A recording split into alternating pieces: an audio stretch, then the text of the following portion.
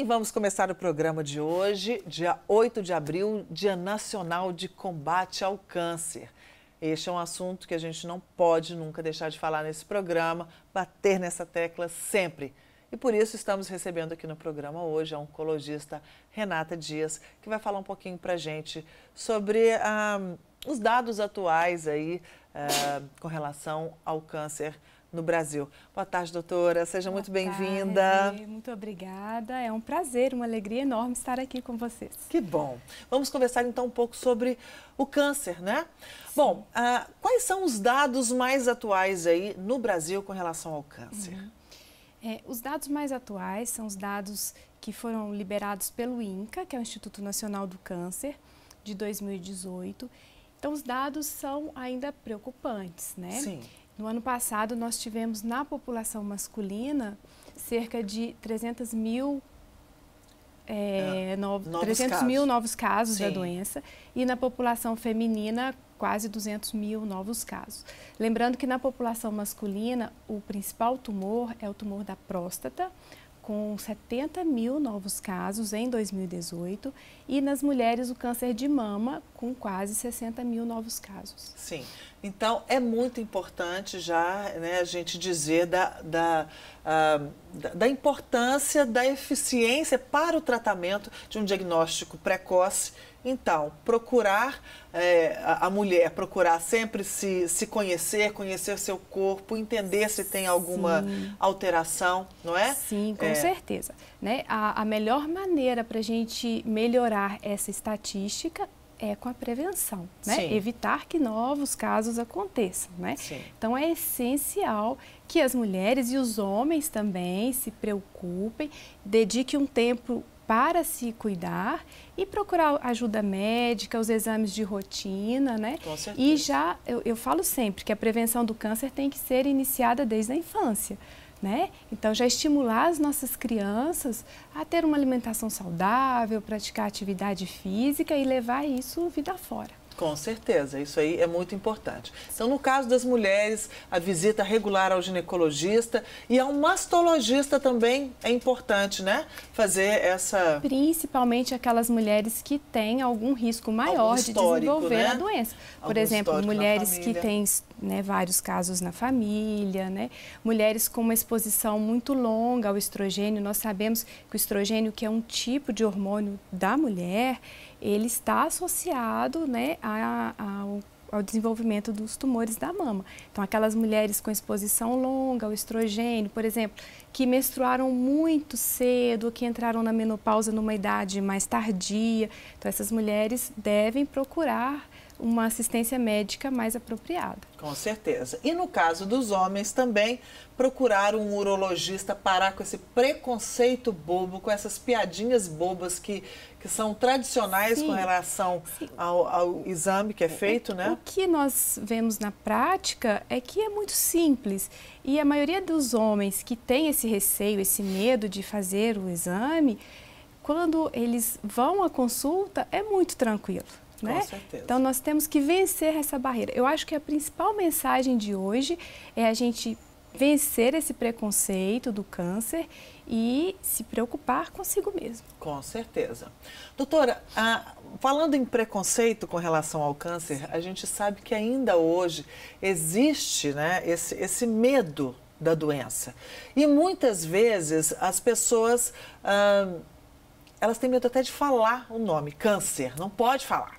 Inventam outros nomes, aquela doença, CA, quer dizer, inventam um monte de apelido para não falar da doença. E o medo também de fazer os exames e descobrir que tem alguma coisa. Gente, é pior ter medo de fazer o exame, porque se a doença já estiver avançada, é pior. Vamos fazer o exame rápido, sempre. Com certeza.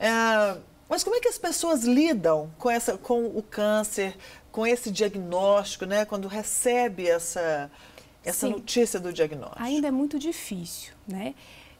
O que a gente percebe é que tem melhorado, as pessoas têm falado mais, né? Tem tido mais abertura, né, na mídia, né, para falar sobre o câncer.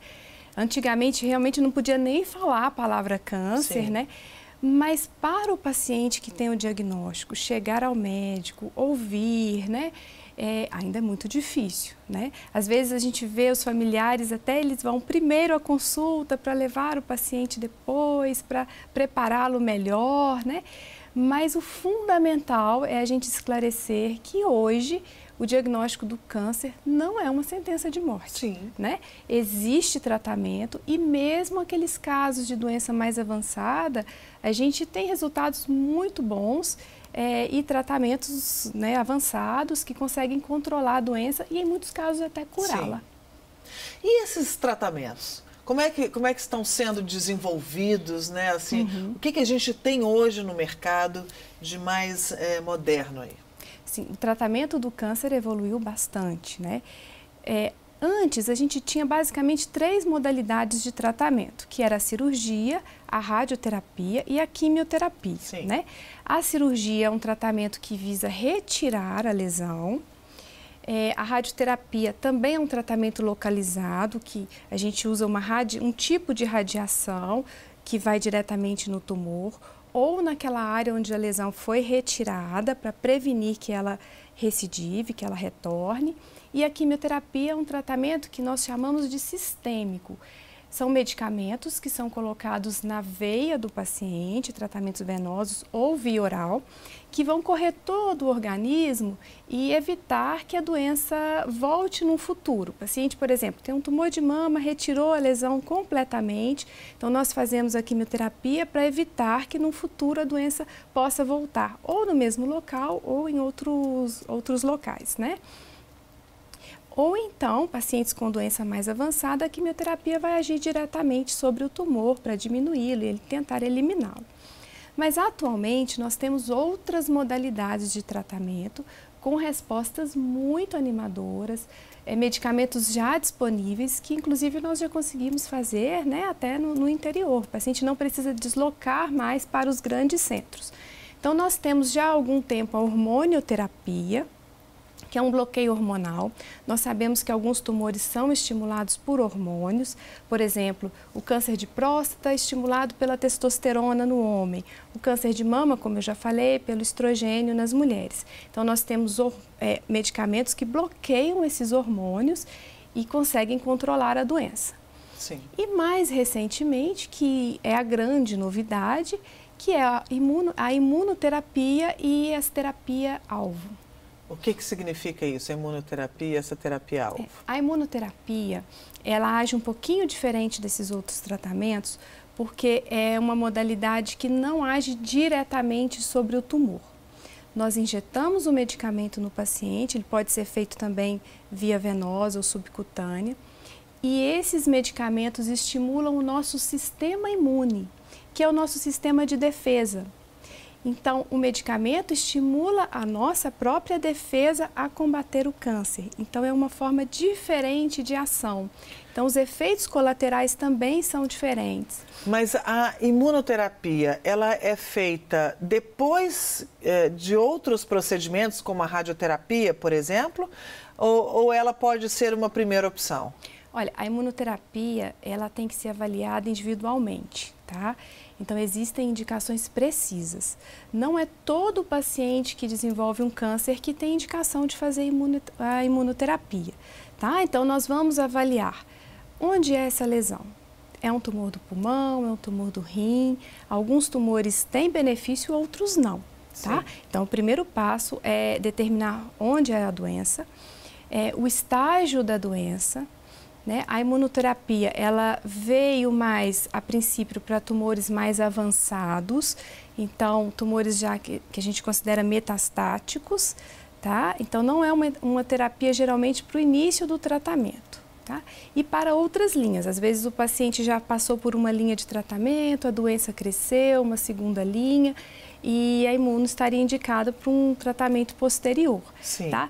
O que a gente vem vendo nos últimos estudos é que a imunoterapia vem sendo aprovada cada vez mais para um tratamento mais inicial, com resultados muito positivos.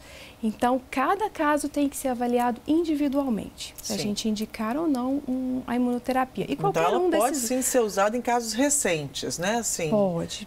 Em tratamentos precoces. Sim. A gente vem percebendo nos estudos mais novos a liberação da imunoterapia para casos mais iniciais da doença. Sim. Bom, e a outra, você falou um outro... Terapia-alvo. Isso, terapia-alvo. Terapia-alvo também foi um grande avanço na oncologia, que são medicamentos que são específicos para alguns tipos de tumor.